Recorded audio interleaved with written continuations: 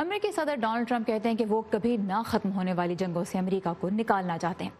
इस वक्त white house के मुताबिक अमेरिका अफगानिस्तान समेत 7 मुल्कों में जंग लड़ रहा है, जिनमें इराक, शाम, यमन, सोमालिया, लिबिया और नाइजर शामिल हैं। व्हाइट हाउस और अमरीकी महकमा दिफा या पेंटागन बैरून मुल्क जंगें खत्म करने के मामले पर किस हद तक मुत्तफिक हैं, इस बारे में हम बात करेंगे पेंटागन के लिए वॉइस ऑफ अमेरिका की नुमाइंदा खुसूसी कार्ला बैब से। Carla, welcome to View 360. So we know that the former defense chief at this point, General Mattis, he resigned because of how the White House dealt with the Syria pullout. There are also talks that the White House is also asking Pentagon to draw up plans to start some process of withdrawal of troops from Afghanistan.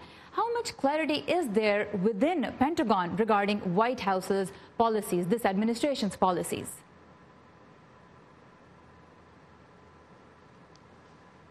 Well, to be clear, I've been speaking with officials both inside this building and outside of this building, and they tell me that there have not been any formal orders to withdraw any troops from Afghanistan. So that, at least for the time being, has not changed. But this is a planning organization, a planning building, and so if that is the request of the president, then this building will try to figure out how to withdraw. That would not be an easy or fast process for U.S. troops. There's a lot of equipment in there, and the U.S. has currently committed to trying to bring in at least around 200 aircraft for the Afghan fighters, as well as double the amount of special forces. That's going to take a lot of time. I believe in 2017, when I was in Afghanistan with Secretary of Defense Jim Mattis at the time, he was saying that that was the plan and that was going to take about 4 years. So we're only halfway through that process. और right, सो कार्ला babe ये कहती हैं कि जहाँ तक अफगानिस्तान से अफवाज के इनखला की बात है तो अब तक तो व्हाइट हाउस, अब तक तो पेंटागन को ऐसा कोई हुक्म नहीं मिला है कि अफवाज का इनखला शुरू कर दिया जाए। लेकिन वो ये कहती हैं कि चूंकि पेंटागन का यानी महकमा दिफा का काम ही मनसूबाबंदी है, तो इस हवाले से मनसूबाबंदी ज़रूर की जा रही है। और उन्होंने अपने जो दौरा उन्होंने अफगानिस्तान का किया सेक्रेटरी मैटिस के साथ, जो अब साबिक अमरीकी वज़ीर दिफा हैं, तो कार्ला बैब ने बताया कि उनको साबिक वज़ीर दिफा ने उस वक्त बताया था कि 4 साल लगेंगे अभी अगर वापस बुलाते हैं अमरीका की फौजों को, क्योंकि उस अरसे के लिए फिर जो अफगान फौज है उसको तैयार करना और उनको ज़रूरी इक्विपमेंट देना जो है वो एक बहुत बड़ा और तवील अमल होगा।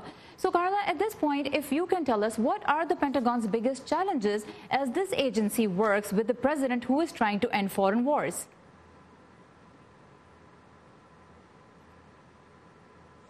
Well, I think that the biggest challenge is how to deal with the alliances that have been formed, fighting terrorists in Syria and Iraq, and fighting the Taliban and Al-Qaeda and all of the terror groups in Afghanistan. The United States works with dozens of partners, and when you have an impulsive president that makes decisions sometimes against the will of his entire national security team, as we saw in Syria, where Secretary of Defense Jim Mattis and General Dunford and National Security Advisor John Bolton were all saying that a withdrawal from Syria would not be a good idea.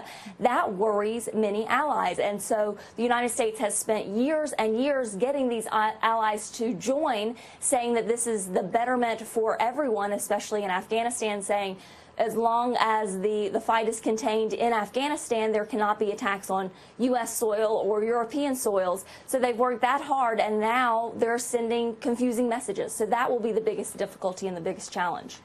और right, सो कार्ला कहती हैं कि इत्तेहादियों के साथ जो ताल्लुकात कायम किए हैं अमेरिका ने और मुख्तलिफ अदवार में भी और ख़ासतौर पर इस वक्त भी जो जारी हैं उनको मेनटेन करना सबसे बड़ा चैलेंज है पेंटागन के लिए। एक ऐसे वक्त में जब सदर ये बात कर रहे हैं कि वो गैर मुल्की जंगों से अमेरिका को निकालना चाहते हैं, और वो कहती हैं कि चूँकि ऐसे इत्तेहाद कायम करने में कई साल लगे हैं, और दूसरी जानिब अगर सदर इस तरह से फैसले करते हैं कि वो अचानक फैसला कर देते हैं और फिर अचानक उसका ऐलान कर देते हैं और वो फैसले करते हैं जिसमें उन्हीं की नेशनल सिक्योरिटी टीम और उन्हीं की महकमा दिफा की जो क़यादत है अगर वो मुत्तफिक नहीं है, तो फिर बहुत सी मुश्किलात पैदा हो जाती हैं इदारे के लिए भी।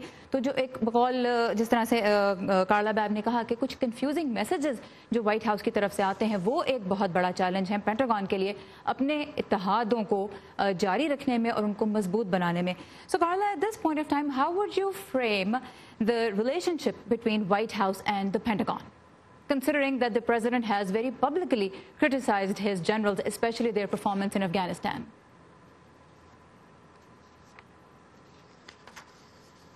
Well, let's be clear, in the United States, generals and any military officer cannot publicly criticize, according to military law, they cannot publicly criticize a sitting president. But privately around this building, I've heard lots of concerns because at least in this building, there's a plan that goes forward and then you execute that plan. This building is not a political animal. They do not have partisanship in any way.